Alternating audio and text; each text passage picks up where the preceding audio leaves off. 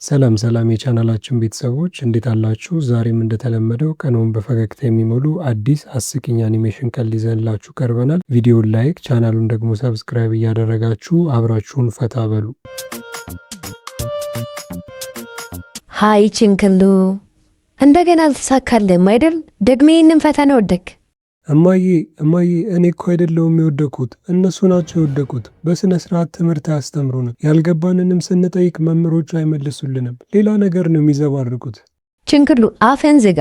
መውደቅ ሳያንስ ደግሞ አሁኑኑ ቶሎ ብለን የትምህርት ቤት መምህራን ምን እንደተፈጠረ ሄደን እንጠይቃለን። እሺ። እንደምን አረፈድክ የትምህርት ቤቱ መምህር? ደህና ዋልክ? እመቤቴ ደህና ነኝ፣ አመሰግናለሁ። እንኳን በደህና መጣሽ። እና ምን እንዳደርግልሽ ትፈልጊያለሽ? መምህር፣ ልጄ ብዙ ጊዜ የትምህርት ውጤቱ በእርሱ የትምህርት ላይ የወረደ ነው። እሱ የሰራቸውን ጥያቄዎች ብዙ ጊዜ ችላ እንደምትለው ነግሮኛል እና ሁል ጊዜ በእርሱ ትምህርት ላይ ለምን እንደሚወድቅም አልገባኝም። አሁን እኔን እስቲ ተመልከቱኝ። እኔ አሁን ምሁር ነኝ፣ ባለቤትም እንደዚሁ የተማረና ምሁር ነው። ነገር ግን ልጄ በየቀኑ ለምን እርሱ ፈተና እንደሚወድቅ አላውቅም። ሁልጊዜ ለምን ውጤቱ ይወርዳል? እመቤቴ እንደምታዩ ችንክሎ ብልህ ልጅ ነው፣ ጎበዝ ልጅ ነው። ግን ሀቅና እውነቱን ለመናገር ትኩረቱ እየተከፋፈለ ሄዷል። ብዙ ይጫወታል፣ ለጥናትም ጊዜ እየሰጠ አይደለም እና የችንክሎ ስም በሁል ጊዜ የክፍል ረባሾች ስም ዝርዝር ውስጥ ይገኛል። እንደዚህ ላሉ ልጆች እኔ በግሌ ከብዙ ዓመት ልምዴ በመነሳት ለችንክሎ የሆነ ማበረታቻ ወይም ተነሳሽነት ሊጨምር የሚችል ነገር ውስጥ ብታስገቡት ጥሩ ነው። ለውጤቱም ይጠቅመዋል። አዎ ማዬ፣ የሆነ ነገር ቃል ከገባሽልኝ እኔ ጎበዝ ልጅ አስተዋይ ተማሪ እንደሆንኩ ታያለሽ። የሆነ ነገር ብቻ ቃል ግቢልኝ። እማ ግን ማድረግ የማትችይውን ነገር አትንገሪኝሽ።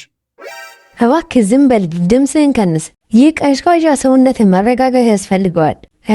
እሺ ችንክሉ፣ ምን እንደሚሆን አሁን እነግርሃለሁ። ይህንን የትምህርት ውጤት ካለፍክ አዲስ የመጫወቻ መኪና እገዛልሃለሁ። እንዴ ማዬ፣ የመጫወቻ መኪና አይደለም የምፈልገው። እሱ ምን ይሰራል? መኪና ልትገዥልኝ ከፈለግሽ እውነተኛ መኪና መግዛት ነው ያለብሽ። እኔ እኮ ሕፃን አይደለሁም። ዝም በል። እንዴት እላለህ ችንክሉ? እንደውም ቆይ ችንክሉ፣ በሮሚዮ ቦታ የበላ ነው ምርጥ የኩስታርድ ስም ማን ነበር? ቶሎ ንገረኝ። እንደውም እሱ ነው የምገዛልህ። እንዴ ቼከርስ ክስታርድ። እማዬ በስሜት ያትጫወቺ እባክሽ፣ በስሜት ያትጫወቺ እማዬ። እኔን ስሜቴ ለማድረግ ፈልገሽ ነው አይደል? ንገሪኝ እማዬ። የቼከርስ ኩስታርድ የምትገዥልኝ ከሆነ ጥሩ ውጤት አመጣለሁ። የቼከርስ ኩስታርድ ምርጥ ኩስታርድ እንደሆነ ታውቂያለሽ ግን። እና ደግሞ በተለያዩ ጣዕሞች ነው የሚዘጋጀው። የሙዝ ጣዕም አለ፣ የቫኒላ ጣዕም እና የወተት ጣዕም ያለው ኩስታርድ አለ።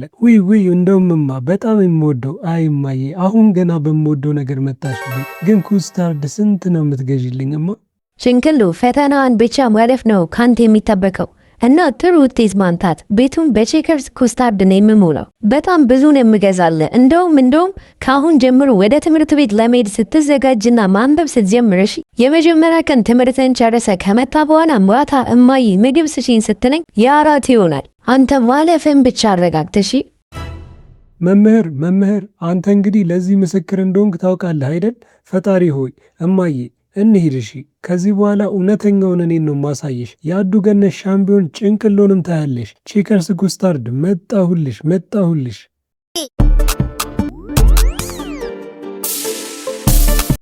ጭንቅሎ፣ እግር ኳስ እየተጫወትክ መጽሐፍን ለምን ታነባለህ? ትኩረታችን ይከፋፈላል እኮ። አሁን መዝናናትና መጫወት ነው ያለብህ። ኳሱን አቀብለኝ እንጫወት። እባክህ ከበደ ተወኝ። በዚህ የትምህርት ዘመን በጥሩ ውጤት ማለፍ እንዳለብኝ እናቴ ነግራኛለች። እንደዚያ ካልሆነ እናቴ ኩስታርድ አትገዛልኝም። እንደገና ካንተ ጋር መጫወት አልችልም። ሰላም አድማቂዎቼ፣ እንዴት ናችሁ? አሁንም የእናንተ ሩኪ ነኝ። ክረምት የፊት ጉዳት አጠባበቅ ልምድን እያንዳንዱ መንገድ አሳይቻችሁ ነበር። ዛሬ ግን በሰውነት ጉዳት አጠባበቅ ላይ ማተኮር እፈልጋለሁ። ምክንያቱም አብዛኞቻችሁ አሁንም እንዴት እንደማደርገው ስለምታይቁኝ ነው። ቆዳዬን ለመጠበቅ እንግዲህ እንደምታዩት ብዙ ጊዜ ወስዳለሁ። ሰውነቴንም ጤናማ እንዲሆን እንከባከባለሁ እና የተለያዩ የሰውነት ቅባቶች ስትቀቡ በመጠን መጠቀም አለባችሁ። ትንሽ ቅባት ከወሰዳችሁ በኋላ ሰውነታችሁ ላይ ታረጉና በደንብ መቀባት ከሰውነታችሁ ቆዳ ጋር በደንብ እንዲገናኝ ይህንን ደጋግማችሁ ማድረግ ነው። ሩኪ ትላንት እንድትጠቀምበት የሰጠሽኝ ሜካፕ ታስታውሻለሽ? በዛ ምክንያት ሁሉም ሰው እያወደሰኝና እያደነቀኝ ነበር። የችንክሉ ናት ዛሬ በጣም አምሮብሻል፣ የችንክሉ ናት በጣም ቆንጆ ሆነሻል እያሉኝም ነበር። አሁን በዚህ ቤት ሩኪ ሁለታችን ብቻ እንደመሆናችን መጠን እኔ ገሌን ታጥቤያለሁ፣ ሰውነቴንም ንጹህ አድርጌያለሁ። እናም አሁን ለሰውነቴ ቆዳ አጠባበቅ የሚሆነኝን ቅባት ትሰጭኛለሽ። እሺ ከመታጠቢያ ቤቱ አሁን ገና እንደወጣሁ ታያለሽ አይደል? እንግዲህ ስለዚህ በፍጥነት ቶሎ ወይና ከቤ እህቴ እኔ የምጠቀምባቸው የቅባት አይነቶች እዚህ ጋር የተቀመጡት ናቸው። ከነዚህ መካከል ከወሰድሽ በኋላ በተገቢው መንገድ መቀባት ነው። እንዴ እማዬ፣ ኧረ ተይ ይህንን ክሬም አትቀቢ፣ በፈጣሪ ስም ይዤሻለሁ። ተይ እማዬ፣ ይህንን ክሬም ለመቀባት አትሞክሪ እማዬ፣ ይህ ክሬም አትቀቢ እማዬ፣ እባክሽ ለአንቺ ብዬ ነው። ይቺ አክስቴ ሩኪ ክፉ ሰው ነችማ። መጥፎ ክሬም እንድትቀቢ ነው እየነገረችሽ ያለው። ቆዳሽን ይጎዳዋል እማዬ፣ የኔን እመኝኝ እና ይህንን ክሬም በሰውነትሽ ላይ አትቀቢው። ከዛም ከምን እንዳተረፍኩሽ ያለሽ እማ፣ ተፈጥሯዊ ውበት ነው እኮ ያለሽ። ያንን ተፈጥሯዊ ውበትሽ ደግሞ ያስፈልግሻል። ይህ አያስፈልግሽም። አባት የሚወደው ተፈጥሯዊ ውበትሽን ነው። ችንክሉ አፌን ዝጋ፣ ዝም በል፣ አክለፍልፍ እና አሁኑኑ ካይኔ ጥፋ፣ ካልሆነ ሰበብ ትሆንብኛለህ። ግን እማዬ እርግጠኛ ነሽ? ንገሪ። አው እርግጠኛ ነኝ። ቶሎ ብላ ከዚህ ውጣ ብያለሁ። እና ሩኪ እስቲ እንዴት ነበር ቆይ የምናደርገው? እንደዚህ ነበር? እንደዚህ ልከባው እንዴ? ከሳርቬሽ እንደሱ መከባት ነው። ቀላል ነው። ቀለል አርግ።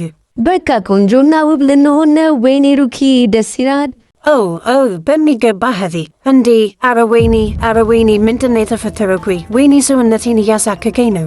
ሩኪ አረ ወይኔ በዚህ ክሬም ውስጥ ምንድነው ያረግሽበት? ወይኔ ሩኪ ምንድነው እንድከባ የሰጠሽኝ? ቆይ ሰውነቴን እየበላኝ ነው፣ በጣም እያሳከከኝ ነው። አረ ድረሱልኝ። ወይኔ እህቴ፣ እኔ ምንም አልገባኝም። ምን እንደተፈጠረ እንኳን አልገባኝም እህቴ። እንደዚህ ሲፈጠር የለመጀመሪያ ጊዜ ነው። ወይኔ እኔ ከዚህ በፊት ሳደርግ እንደዚህ አልተከሰተም። ወይኔ ምንም አልገባኝም እኮ ምንድን ነው?